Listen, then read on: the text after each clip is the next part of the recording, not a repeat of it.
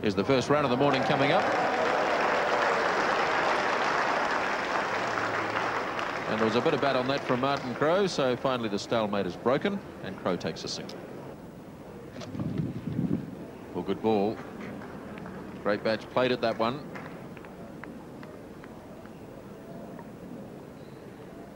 Just a little bit extra bounce here by Capel. Good line, and made a great Batch play there. Good delivery there.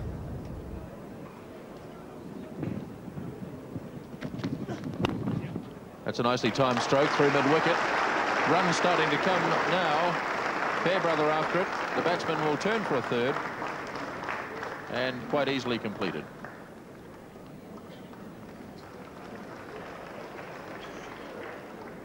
So with a little bit of patience, the runs finally do come.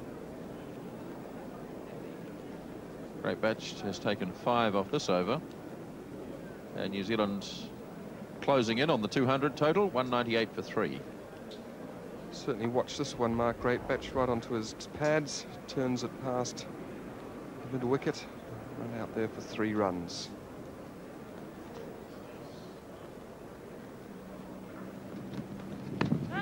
Yeah. Appeal to umpire Steve Woodward.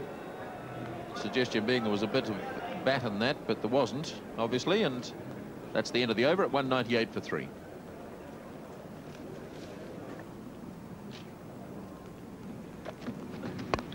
Oh, good-looking shot from Martin Crowe. His 4 runs, the first boundary of the morning. Between third slip and gully, it was along the ground all the time, well controlled. Well, it gives the colourful crowd something to cheer about, and so that was a fine stroke, typical Martin Crowe. So he got on top of it, steered it away into the gap, and it was lovely, wasn't it? I mean, it was perfectly played, right on top of it, keeping it down into the ground, and 4 lovely runs. It's on to 62, Martin Crowe. Total on to 202, bringing up the 200 for New Zealand.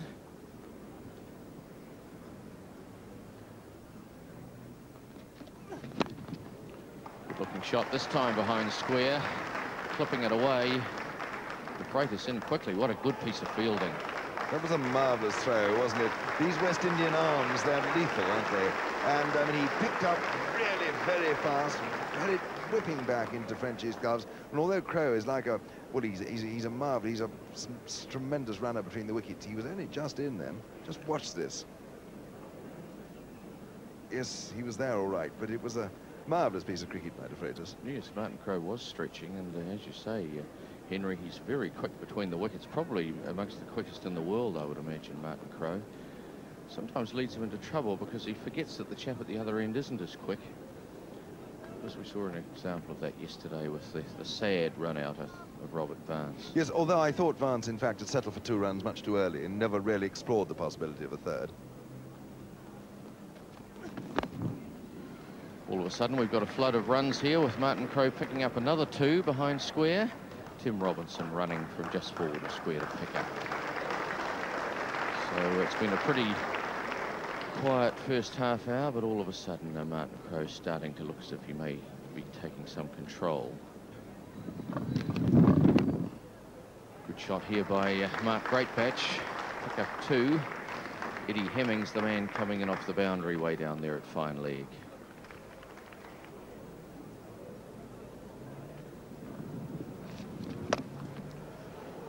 Good-looking shot from Mark Greatbatch. Probably won't go away for 4, but it's a long chase for the Freitas. Martin Crowe comes back for the 3rd. So good, solid-looking shot. Just dropping it a shade short, and Mark Greatbatch showed in the last over last night that he's looking for that shot, and he's not afraid to play it.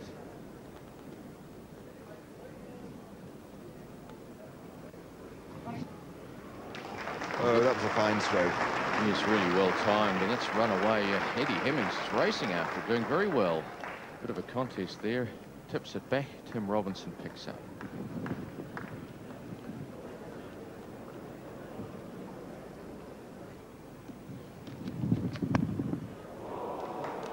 Well, where did that one go? I think it went over the top of slips, didn't it, Henry? Over the top of Althea there at 2nd slip, yes, at 3rd slip. And That was a shot, not a good one. He got a little bit close to it. He does do that. It was very similar, in fact, to the one which John Embry dropped when he was in his 6 yesterday. Yes. And, you know, that is the area that Martin Crowe is vulnerable, not only when he cuts there a little close to him, when he tries to run it down, opening the face. And for such a good player, I think he may have a little bit of work to do there. Yes, he's just fallen into bad habits in that area, and it's probably stemmed out of the one-day matches. Lovely shot by Martin Crowe, 4 runs away, just in front of point.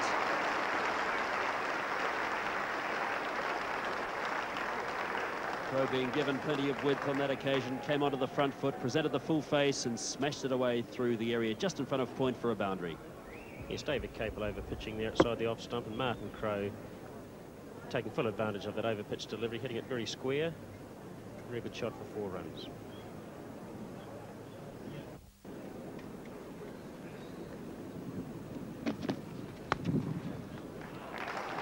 And the ball's gone to the fence. I thought Chris Broad had stopped it in the gully. But it's 4 more runs. Martin Crowe clipping that one very firmly indeed. He's 84. Now he's hit 9 boundaries, 229 for 3. Yes, I'm very surprised here that Mike Gatting has not employed a third man. I think with the scores around about 220 for 3, he is over-attacking too much. A man should be down in that area to prevent those runs. But Martin Crowe taking advantage of a shortish ball there, just sort of working the ball down, opening the face of the bat, and easy runs. He now moves to 84.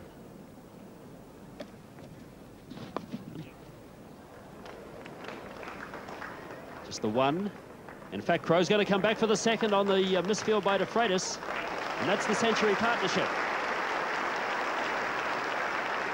Martin Crowe is 86, and New Zealand 232 for 3. 100 runs added for the 4th wicket so far between Crowe and Greatbatch.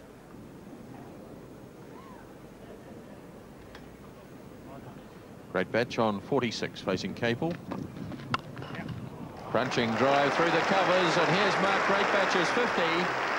What a lovely shot.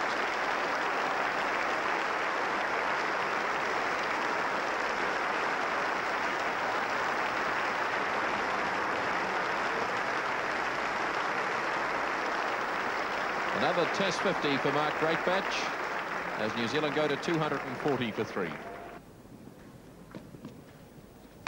Drops it short. Crowe gives himself room, and this is on its way out towards the fence. De Freitas will probably just overhaul it, and the batsman will have time for 3 runs. Martin Crowe goes to 97. New Zealand reached 250 for 3 at the end of the over.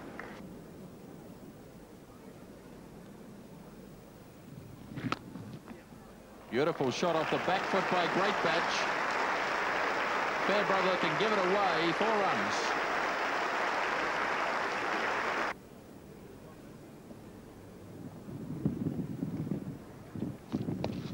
Sweeping Greatbatch. Hemmings has considerable ground to make, but he does it well and gets it in quickly. Good fielding. Crowe pulling it away. This will be the boundary, and this is Martin Crowe's 9th Test century.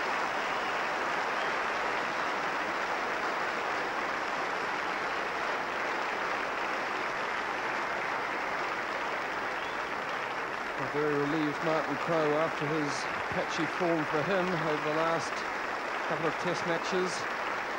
Really ground his way to a very fine 100, his 9th in Test match cricket. Using his feet, calling for the single quickly, and misfielded. Now they could well get, they'll settle for 2 here, because Greatbatch had run right past. They probably would have got 3.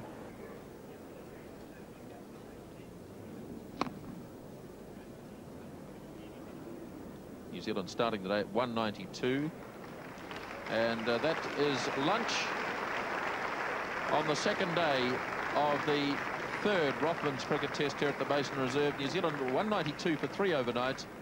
They've added 74 runs in the first session today and have gone to 266 for 3, losing no further wickets. Martin Crowe goes to lunch 104 not out, his 9th Test century safely tucked away. Mark Greatbatch is on 60. And the partnership between these two players now worth 134 runs as we salute Martin Crowe's efforts at the Basin Reserve this morning. A little microchip memory. Asset card. Like a checkbook, it'll get you groceries at Woolworths.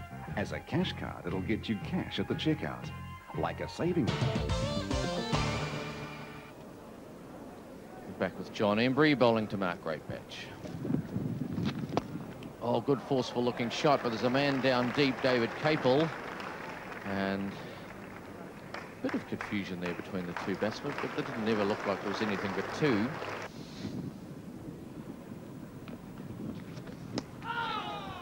Oh, a bit lucky there, Mark Greatbatch. End of the over, 280 for 3.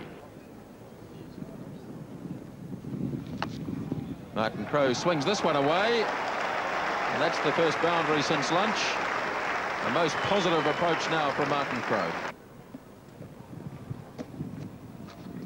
Greatbatch in the air, and he's going to be caught here. De Freitas holds the catch.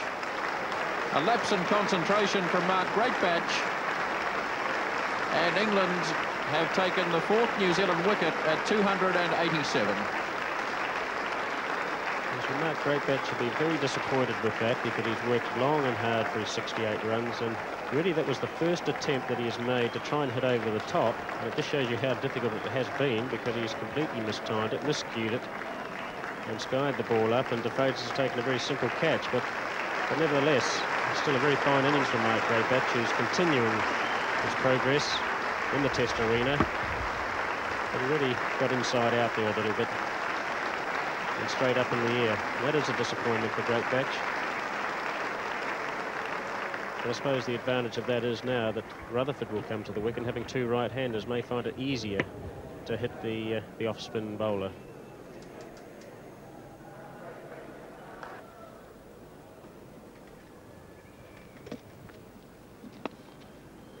And now Rutherford's underway. The pause breaks out around the Basin Reserve. Ken Rutherford's had a long wait, and now he has his first run.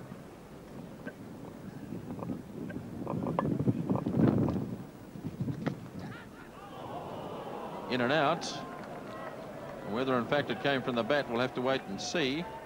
It sounded woody. I think that might be a chance.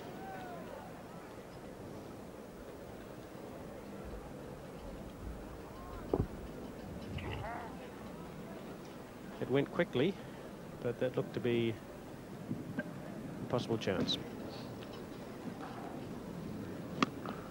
And over the top goes Ken Rutherford. That's a good hit. 4 runs.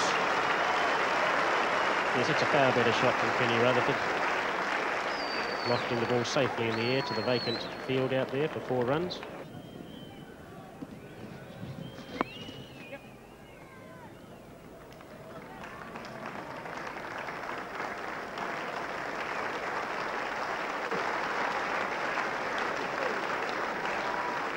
.300 runs on the board, New Zealand, with a loss of 4 wickets. Short ball from De Freitas, punished by Martin Crowe. Good shot, 4 runs. Crowe into position very quickly and hit that with tremendous force and timing.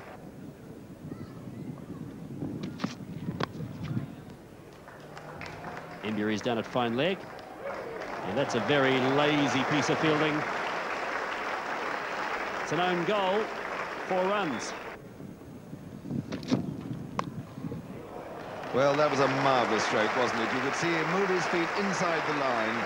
He swiveled round, kept his wrists over it, and went all along the ground square for 4. And that was Martin Crowe absolutely at his best. And one feels that the longer he stays there, the more the footwork is going to come, the more the timing is going to come, the more the ball's going to be flowing off the blade of the bat. And it's Hemmings now into Rutherford. Ooh, Yellow catch it. He has caught it too, but he didn't hit the bat. That's the only problem. Bill Athey reacting quickly. Richard, nowadays, every time the ball balloons in the air, the yell is catch it. Entirely irrelevant whether it's hit the bat or not.